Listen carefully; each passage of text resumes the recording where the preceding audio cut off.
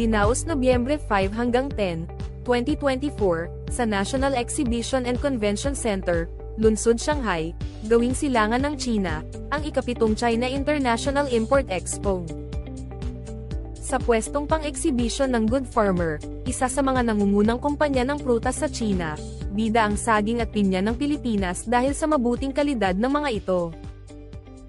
我们从第1届金博会开始参加到第7届，到今年的第7届，没有一次缺席的。Ito ang ika-7 taon ng paglahok ng Good Farmer sa CIIE. Sa pool ng una itong idaos noong 2018. Ang aming Black Diamond Pineapple at Super Sweet Banana na mula sa Pilipinas ay ang aming mga star product.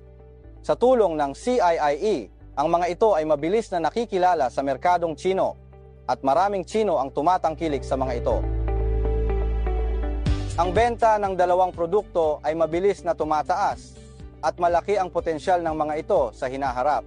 Dahil dito, ang Pilipinas ay isang napakahalagang pinagmumulan ng prutas para sa amin.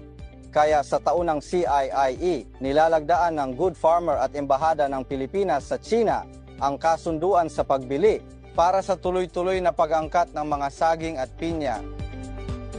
Ibayo pa naming pasusulungin ang pagbebenta at promosyon ng naturang mga prutas sa China.